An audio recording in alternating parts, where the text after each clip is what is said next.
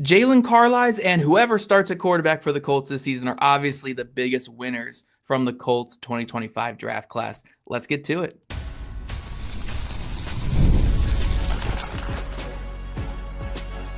You are Locked On Colts, your daily Indianapolis Colts podcast. Part of the Locked On Podcast Network, your team every day. Thank you all for tuning in and making us your first listen of the day. This is your daily podcast covering your Indianapolis Colts, part of the Locked On Podcast Network, your team every day. Today's episode is brought to you by our friends over at FanDuel. Right now, new customers can get $250 in bonus bets if your first $5 bet wins. Hello, everyone. My name is Zach Hicks, your resident film nerd over at horseshoehuddle.com. And I'm joined, as always, by our boots on the ground, Jake Arthur. We are here diving into the winners and losers of the Colts 2025 draft. The winners and losers on the current roster, that is, just kind of basing it off of what the Colts did and didn't do in the draft. And then we're also going to take a look at the Colts undrafted free agent class, highlight a few guys that we think have a decent chance of making the team, or at least making some waves this offseason, get us a little excited for a guy who likely won't make the team. You know how undrafted free agents are. They're fun. It's a blast. We're going to dive into that to close out today's show. But let's kick it off with the winners on the Colts roster, Jake, given what the Colts did in the draft. And I think before we get into, the macro stuff, like, oh, the offense is going to be better with Tyler Warren, the defense will be better with this guy, I think Jalen Carlies is not really getting any competition through the draft to be the Colts starting linebacker alongside Zaire Franklin obviously makes him a huge winner. Now, again, we can complain all we want here, Jake, about the Colts not doing that and kind of giving the spot to a former fifth-round pick, safety move to linebacker who only played 6 games last year. But if you're Carlies here, this is a once-in-a-lifetime opportunity. Like, Day 3 picks do not get this opportunity very often. He showed some good things last year when he stepped on the field. I think he's going to be a good fit for Lou Anarumo's system, but this is a fantastic opportunity for him. Yeah, I like Jalen Carlies, the player. I just do think it was pretty brave of them to entrust a guy who spent half the year injured as well. Because, again, if you're telling me Jalen Carlies, the player, what we saw on the field last year is your starter going into this year as the will, I like that, but again, there's no push that's been brought in for this at all. Like Hunter Wooler, maybe that does it for you a little bit, but I'm envisioning Wooler more so being their new Trevor Denbo, their new Grant Stewart. They need a core 4 special teamer because they lost a couple of those this offseason. And so Wooler is a guy who I think they can plug into a couple different spots to provide depth, but is probably not really competition at will. So unless they bring in a free agent or something, because there's a couple small potatoes out there. But I mean, they're rolling with Jalen Carlies and just keeping their fingers crossed that he stays healthy. Now, I do think he's a very good complement for Zaire Franklin. Some of the things that Franklin lacks in coverage, Carlies picks up. Like if you look at their PFF grades, for example, they very much marry up together to make a good cohesive linebacker unit. One of them ranked super low here, where it's a strength for the other guy, and vice versa. So I did say back before the draft, I'm cool with Franklin and Carlies being the starters. I just wish we would have saw a little more competition. And really, Chris Ballard made no bones about it. Like they missed out on. They probably wanted linebacker in this draft. It didn't work out, but Jalen Carlies is their guy at will. Yeah, and even if they do go out there and bring in a veteran, say at like a 1-year close to vet minimum contract, you're still assuming that Carlies is going to get the inside track there. So regardless, Carlies is the big winner here. Like he's got unless they took a linebacker on day 2 or day 1 in this class, Carlies was going to have that inside track.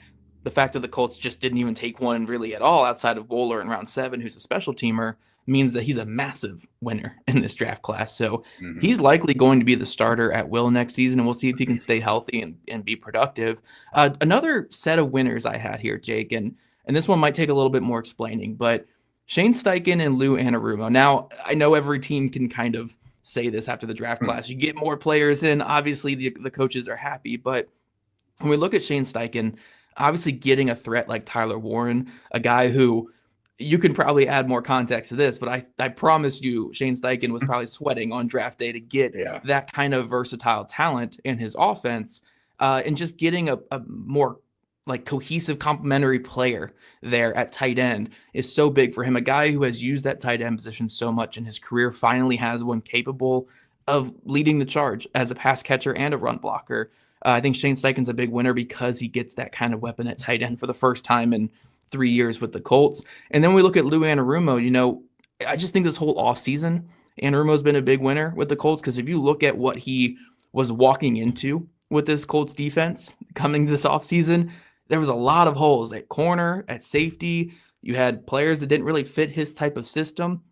And then you look at the signings of Charvarius Ward and Cam Bynum, which I know don't necessarily apply to what we're doing here.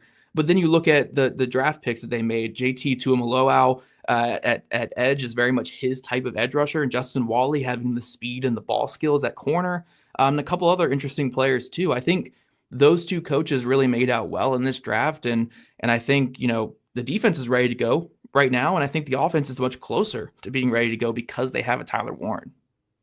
I totally agree. I think when it comes to Steichen, there is. This is only year 3, but it's really the most complete the offense has appeared on paper so far. There's just no excuse for him not to be able to do what he wants to do with the offense. If he wants it powered by the quarterback, might sure. Of course. Besides that comes with a caveat, but it depends on what you're asking the quarterback to do. But assuming that he wants the thing to be powered through the run, well, you've got some good run blockers out there. I think you've got your starting 5 pretty much settled. You might say you're going to have some competition a little bit, but we have a pretty good idea what the line's going to look like. You have 3 pretty decent running backs now, and I mean Taylor is still a star running back, and then Khalil Herbert and DJ Giddens. I like that as depth quite a bit.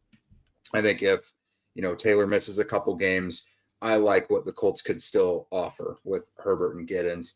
And then obviously receiver to me is one of the 2 deepest position groups on the entire roster, next to corner, which goes to the point with Lou Anarumo that you're talking about. So a little bit of addition by subtraction out there as well when it comes to free agency. EJ Speed goes to the Texans, so you automatically get a guy that's better in coverage with Jalen Carlies. Julian Blackmon was not his best last year, so you don't know what version of him you're getting. For my money, he's still a good player, and the shoulder was just the big outlier there, but Cam Bynum is an ascending player that's pretty perfect for this defense. So, and then of course, Taven Bryan, Raekwon Davis, you're kind of getting some upgrades there with what you've added. So I think both sides of the ball look a lot cleaner right now than they did going into last year. And I know we always find like our rosy spots to get pretty psyched about, but genuinely there are some holes here, but I think this roster looks better than it did when the season ended. Yeah, this is probably the best I've felt about a Colts roster since maybe 2021. Now, that comes with the caveat, this is probably the worst I felt about the Colts quarterback room since that year as well. So we'll see what happens there. But I do feel good about this overall roster. I think it's a pretty talented roster on paper right now. And we'll see what can happen there. We have a few other winners as well. Matt Gonsalves basically winning a starting job, going to right guard likely next season. I think that makes you a winner when you're going into your second year in the NFL and you're essentially going to be a starter. And also these quarterbacks, whoever the quarterback is going to be for the Colts this season, Anthony Richardson, Daniel Jones, you have to be just elated to see the selection of Tyler Warren.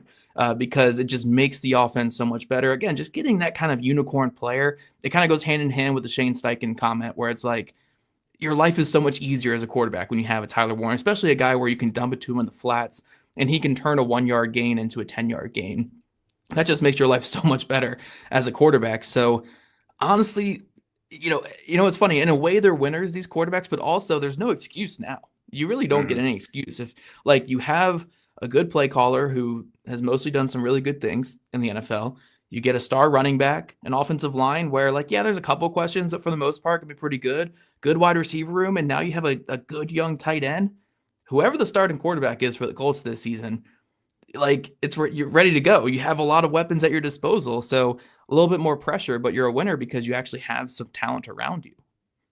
Absolutely, and that's what we said they needed to do in order to get a good, adequate competition And to give these guys the best chance at actually stepping forward and earning the spot, you had to support them as much as possible.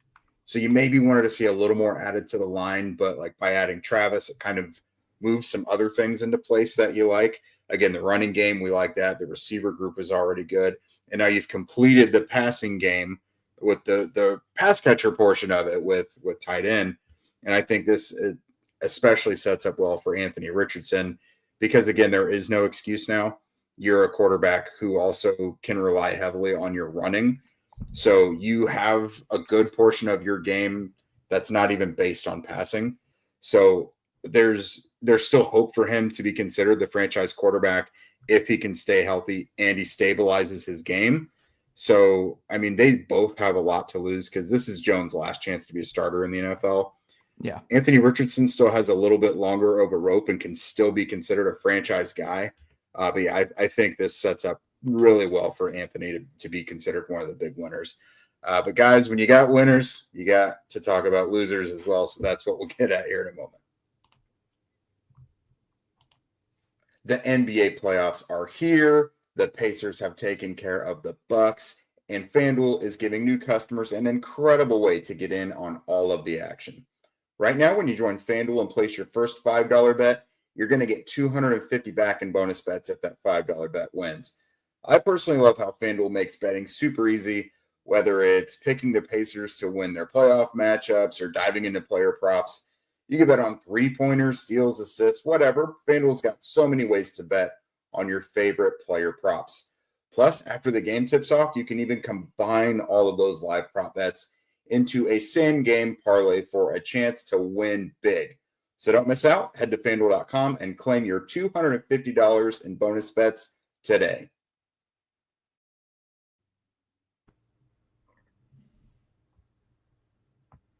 All righty, guys. We are back talking about the biggest losers on this Colts roster from the 2025 NFL Draft. And I think we have to kick this off starting at the cornerback position, Jake, because I kind of been saying this a lot since we saw the Justin Wally pick.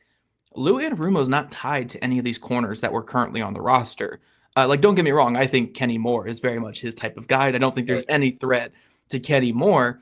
But aside from Kenny, when he walked into this team, I'm not sure he was looking at any of these corners on the roster saying, like, these are my type of corners. Now, I certainly think Jalen Jones has a good track record in the NFL and can certainly win a starting job. And I think Sam Womack did some good things last year. But when you're looking at just what those guys bring, I don't think any of them really screamed Lou Anarumo corner. But they were relatively safe to compete for that second outside corner job because there wasn't any more outside competition brought in. So the second that Justin Wally was selected in round 3, this playmaking, fast, explosive corner that really, really fits Lou Anarumo, then I think it kind of got a little worrisome for Jalen Jones, Sam Womack, and Juju Brents. And, Jones, I think, will certainly be on this team next year.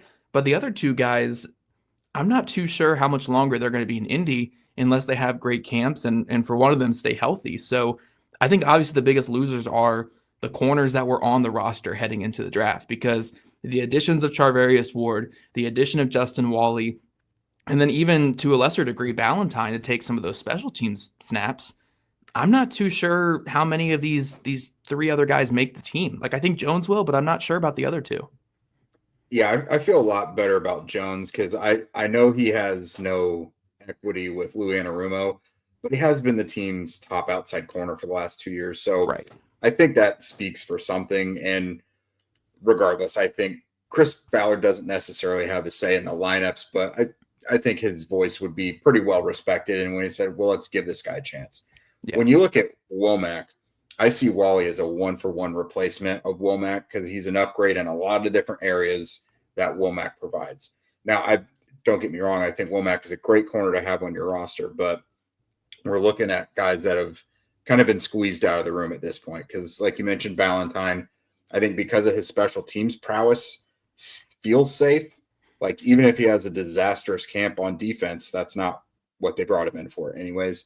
So you would love to see him be able to play there, but I don't think they envision seeing him take a single defensive snap this year. So they got him in for special teams. Wally versus Womack definitely feels more Wally. And then Brent's, to no fault of anybody's, he can't stay on the field. So for him, it feels very much like a Jelani Woods thing for me, where it's like you can't move forward with him as one of your primary options being in the plans. He's just there, and whatever he can give you is great, but you cannot count on him to play like a significant role, because if you do that, then you're going to be screwed when something inevitably happens. So when it comes to Wally, I see him being like no worse than like the fourth corner, really, because I do think Jones could still be a starter. Obviously, Ward is. I think Kenny Moore is going to be on the field a lot too, because people tend to also forget, like, Kenny's the slot corner, but he's also the starting outside corner in base defense. So Kenny's a 1,000 snap guy. So it's most of it going to be Charvarius Ward and Kenny. Sorry, not to interrupt you there, but they won't play much base this next season. Lou doesn't play much base. It would maybe be like 10 to 15% of the snaps, but to your credit, 10 to 15 is still a couple hundred snaps. So we will see Kenny out there a lot. Yeah, I mean, we definitely know who the top two corners and snaps will be, but right. Yeah, so it definitely feels like Brents and Womack primarily would be the biggest stock down guys on this. I would also point at, long-term at defensive end, Kwity Paye and Tyquan Lewis. Right. As more of the strong side defensive ends, that's what JT Tuimoloau is. Samson Ebukam, I mean, they all kind of played somewhat similar roles, but like Samson Ebukam was your weak side guy before, where Kwity was your strong side, and then that's what Tyquan's supposed to be as well.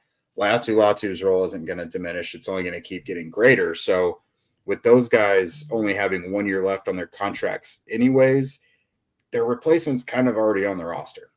Yeah, my weird take with Kwity Paye, though, is that, like, in a way he's a winner and a loser, but probably more of a loser because, like, this does hurt his chances of being an Indy long-term. Mm-hmm. But I do think having JT Tuimoloau on the team takes some of the pressure off Kwity as a run defender and might open him up more a little bit as a pass rusher, especially say maybe on passing downs, you put JT inside at like the 3-tech to rush from the 3-tech spot.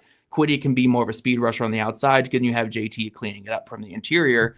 So maybe Kwity can have more energy reserved for passing downs this season, but it certainly hurts his chances of getting a long-term contract from the Colts when you have a player who more so fits Lou Anarumo coming in here. And heck, he might take some more of the base down snaps this season, because I think JT Tuimoloau is a fantastic run defender. So I do think it hurts him a little bit. Tyquan Lewis, I do think, falls a lot out of the rotation. And it might be tough for him to make this team when you're looking at, there's 4 guys ahead of him. And then if it comes down to a 5th rusher, do you keep him or do you keep this Isaiah Land project that you've been working on for a couple years?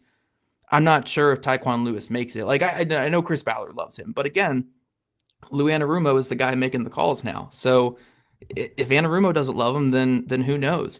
So we'll see there. The other big loser that I highlighted, though, and we kind of anticipated this regardless of who they added, but especially with a 4th round pick being added, Blake Freeland as the rotational tackle. Now, if he comes into camp and looks bigger, stronger, and has worked out some of his anchoring issues, he can certainly make this team. The Colts are not going to turn down good offensive linemen, but it's really now or never for him. Like, he needs to have a very strong camp at backup left tackle, right tackle, whatever it's going to be, because Travis, in my opinion, is way more ready to go than he is. Travis is so much stronger and just more powerful in his game, and they're not going to wait forever for this project. I mean, I think Freeland's like 26 already. It's not like he's 22 and still figuring it out. He came out as like a 24-year-old. So I think he's like 26 now. So it's really now or never for Blake Freeland. I still think there's a chance. He's got the traits, he's got the goods in terms of his athleticism. But when you look at it, I'm more optimistic about Travis long-term as a younger, more powerful player who put out better film last year than Freeland did at all in college. So I'm more optimistic about Travis, but Freeland's really on his last legs right now with the Colts. Yeah, for sure. And I mean, it's going into year 3 with the same offensive line coach who has done wonders for other guys. So that puts a big question mark on your chest of like, okay, well, everyone else is kind of progressing and moving forward. What's going on with you? Are you just not going to get there? So, I mean, Travis was definitely brought in to keep in mind for a swing tackle replacement for Braden Smith, to free Matt Gonzalez up from those swing tackle duties to perhaps play right guard. So all those things in consideration, it was in spite of having Blake Freeland. So, Right. I mean, I think that speaks volumes that Jalen Travis coming in before like a right guard was brought in. I think the writing is kind of on the wall there. Yeah, and one last note about Freeland is last year, like I know looking back on it, it's hard to think this way, but like Gonsalves was a higher draft selection than Freeland was, but Gonsalves had the unfortunate struggle of coming off a major injury in college, going straight into his rookie season and competing for, a key spot on this Colts team, that swing tackle. And we know that rookie offensive tackles struggle. And there wasn't even a debate from the Colts on who was the swing tackle for most of last season. It was Gonsalves all year. So Gonsalves, as a rookie coming off a major injury, was a lot further ahead than Freeland was in year 2. I think Travis is going to be ahead of Freeland as well. But again, I'm not closing the book on a guy. That's what training camp is for. Hopefully he can get out there and perform. But that's all for our winners and losers, basically our stock up, stock down with the Colts following the 2025 NFL Draft. Now let's devote a segment to the undrafted free agents. Let's tell you guys which of these lower end guys from small schools are worth getting excited about, and do any of these guys actually have a chance to make the opening day roster coming next season? Do you ever check your bank account and wonder, where did all of my money go? Between dining out, online shopping, and entertainment, it's easy to lose track. The cost of being alive is just truly exhausting. But that's where Monarch Money comes in. It's your personal CFO giving you full visibility and control over your finances. Monarch Money isn't just a budgeting app either. It's a complete financial command center. You can track all your accounts, investments, and spending all in one place so that you can stop just managing your money and actually start building wealth. When I started using Monarch, I realized just how much I was spending on food delivery. Now I budget smarter and save more. I've now cut back on things like gas for my car and paying my mortgage, all so that I can eat as much Chipotle as I want. But instead of juggling multiple apps, you can also use Monarch to check your finances, track spending, and even plan long-term goals. Take control of your finances with Monarch Money. Use code LOCKEDONNFL at monarchmoney.com for 50% off of your first year. That's monarchmoney.com, code LOCKEDONNFL for half off of your first year.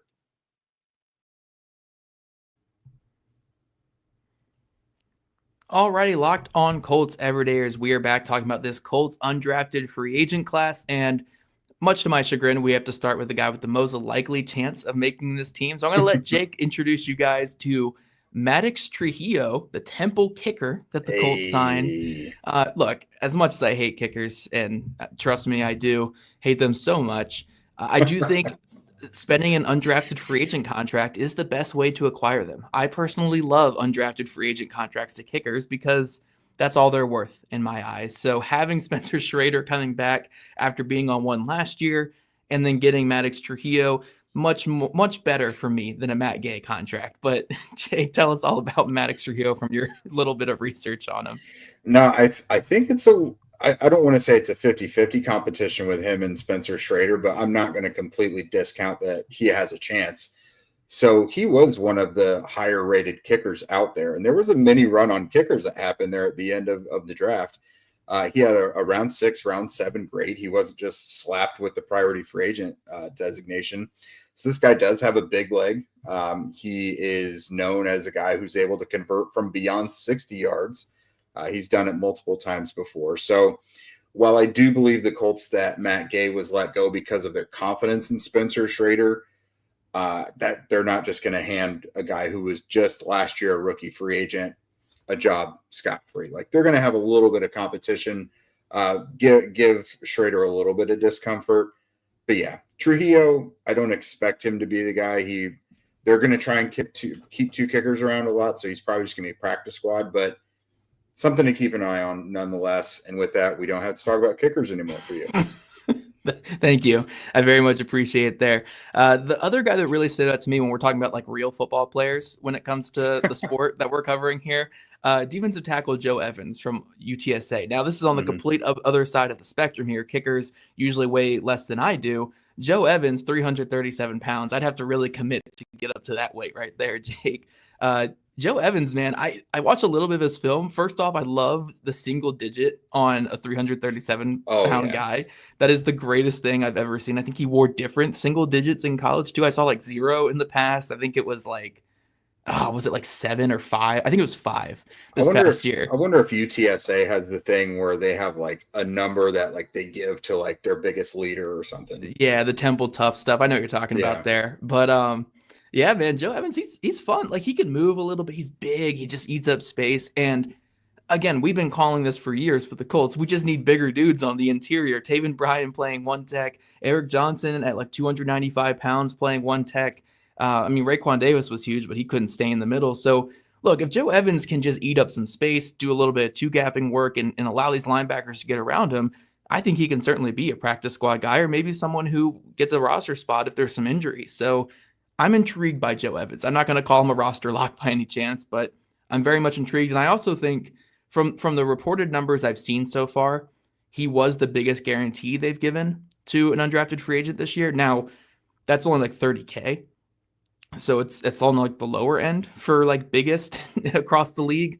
But I do think that is the biggest one that they've given out. Most of the other ones I've seen have been like 10 to 15K in guarantees.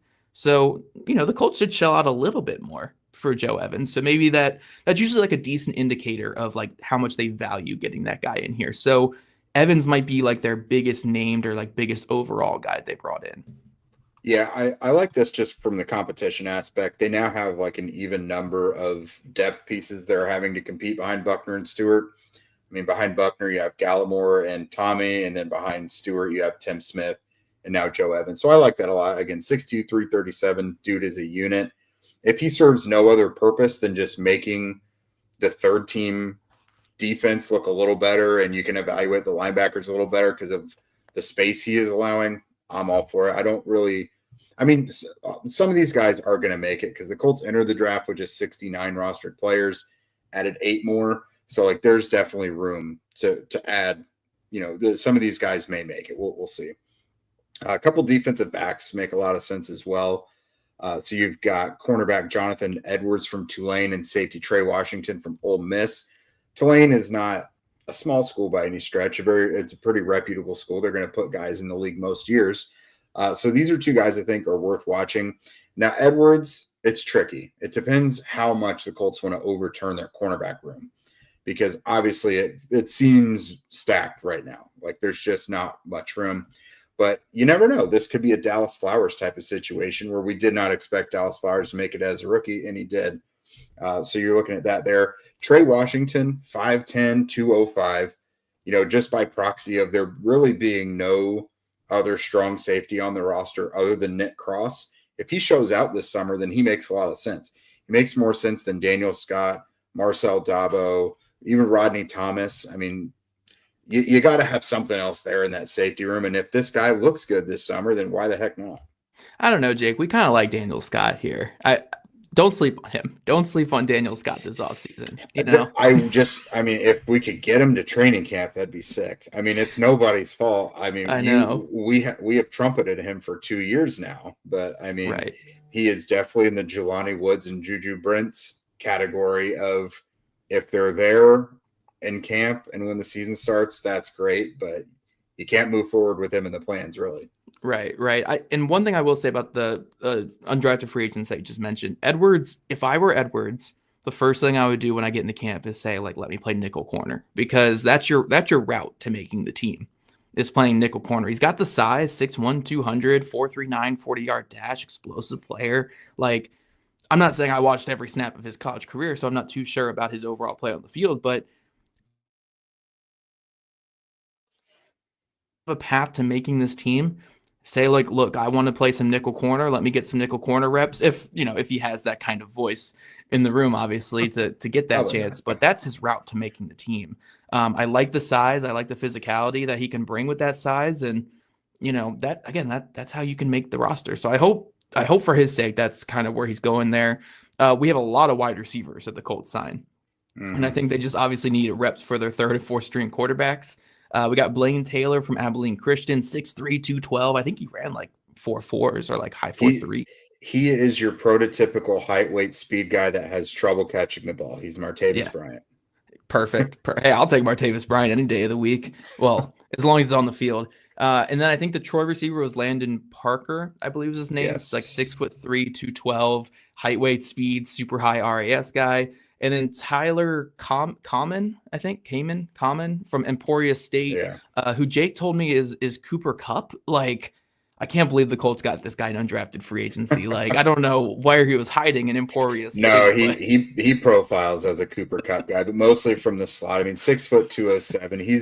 He's well built, respectable speed, but is much more a savvy guy who just knows where the defense is in coverage and can get open that way. He's not an athletic freak show by any means. Plus, yeah. when you have two white receivers, you have to kind of combine them into one. So that's why it's Cooper Kupp. That's true. So you got to correct me if I'm wrong here, Jake. I just can't, because I know we had for the longest time, we had that undrafted free agent streak with the Colts. It was like 20 something years, or like 20 years. I think it got to 21. Yeah. And then there was a year none of them made it. And then it's been maybe 2 years since. And it's been 2 years in a row, I think. At least 1 year in a row. Yeah. That someone's made it. Look at our connection there, Jake. You knew where I was going with that long-winded question. Because Denbo was one that made it, and there have been guys since that streak, but I don't think there was one last year. Denbo might have. I think Denbo restarted it. The year before him was the first one without.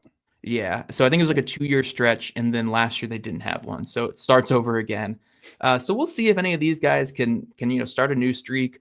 My money again would be on Maddox Trujillo as the best chance, just because kickers. So like Schrader can just forget how to kick tomorrow, and then Trujillo has the inside track to win the job. Like that's how kicker works.